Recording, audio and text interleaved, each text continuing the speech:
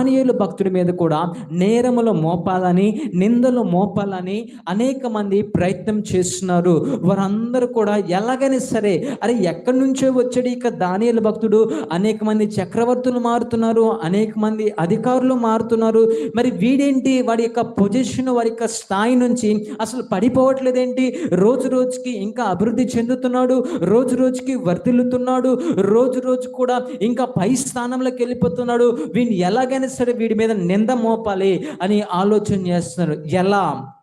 ఎలా వీని మీద నిందలు మోపాలి, ఎలా ఇతని మీద నిందారోపణ చేయాలని వాళ్ళు ఆలోచన చేస్తూ అన్ని రకాలుగా ప్రయత్నించినప్పుడు వారు ఒక విషయాన్ని కనుగొన్నారు. అది ఏంటయ్యా అంటే, వారు ఏం కనుగొన్నారంటే, ఈ దానియేలు ముమ్మారు ప్రార్థన చేసేవాడు అనేటటువంటిది. ఈ విషయాన్ని ఆ యొక్క వ్యక్తులు కనుగొన్నప్పుడు వారు అనుకుంటున్నారు, సరే మంచి అవకాశం దొరికింది, వీడి మీద నింద మోపుతామని ఏం చేస్తారంటే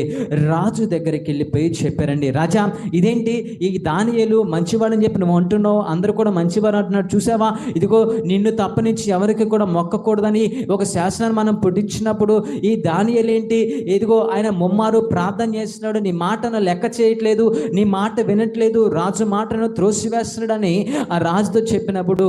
రాజుకి దానియేలు అంటే అమితమైనటువంటి ప్రేమ అండి. దానియేలు అంటే అమితమైనటువంటి ఇష్టము రాజుగారికి. కానీ రాజు పొజిషన్లో ఉన్నాడు కాబట్టి ఒక్కసారి రాజు కనుక ఆజ్ఞ ఇచ్చినట్లయితే అది ఎంత ప్రాణ స్నేహితుడైనప్పటికీ కూడా రాజుగారు తప్పకుండా శిక్షించే తీరాలి. రాజుగారికి ఇష్టం లేకపోయినప్పటికీ కూడా ఆ ముమ్మారు ప్రార్థన చేయటం అనే నిందను వీళ్ళందరూ కూడా దానియేలు మీద మోపినప్పుడు ఆ దానియేలుని తీసుకొచ్చేసి సింహాల గుహలో పడేయాలని వీళ్ళు ఆలోచన చేసి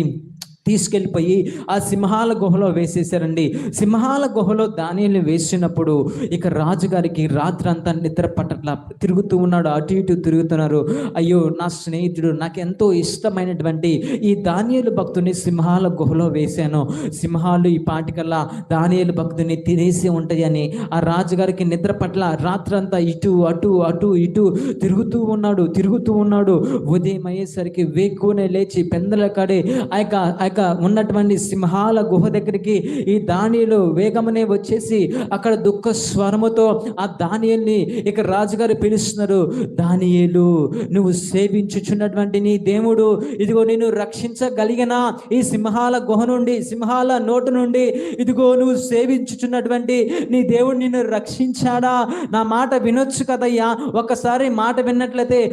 దానియేలు అండి, దానియేలు మంచివాడండి, మంచిగా ప్రార్థన చేసుకుంటాడు, రాజు మాట వింటాడు, రాజు చెప్పినట్లుగా, రాజు ఆజ్ఞ ఇచ్చినట్లుగా మరి తన దేవునికి ప్రార్థన చేసుకోకుండా రాజుగారినే ప్రార్థన చేస్తున్నాడు, రాజుగారు చెప్పినట్లుగానే చేసాడు అన్న మంచి పేరు నువ్వు సంపాదించుకోవచ్చు కదయ్యా, ఎందుకని నీ దేవునికి నువ్వు ప్రార్థన చేసావు, నీ దేవునికి నువ్వు ప్రార్థన చేసావు కదా, నీ దేవుడు నిన్ను రక్షించాడా అని చెప్పిన వెంటనే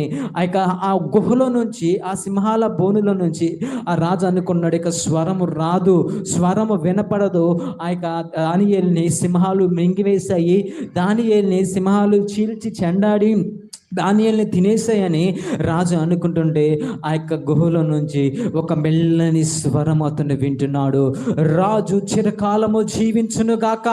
ఇదిగో రాజా నా దేవుని దృష్టిలో నేను నిందారహితుడిగా ఉన్నాను కనుక నా దేవుడు సింహాల నోటిని మూసివేశాడు, సింహాల నోటి నుండి నా దేవుడు నన్ను విడిపించడని చెప్పినట్లుగా దేవుని యొక్క వాక్యము చూస్తున్నాం. గట్టిగా చప్పట్లు కొట్టి ప్రభు నామాయన మహింపరచుదాం. ప్రియులారా, ఈరోజు మన దేవుడు ఎలాంటి దేవుడు అంటే సింహాల నోటి నుంచి కూడా విడిపించగలిగినటువంటి దేవుడు, సింహాల బోను నుంచి తప్పించగలిగినటువంటి దేవుడు. అందుకే ఆయన చెప్తున్నాడు, ఇదిగో అబ్రహామా, ఇదిగో నిందారహితుడివై నువ్వు ఉండు, నింద లేనటువంటి వాడిగా నువ్వు ఉండు, వాక్ బిఫోర్ మీ,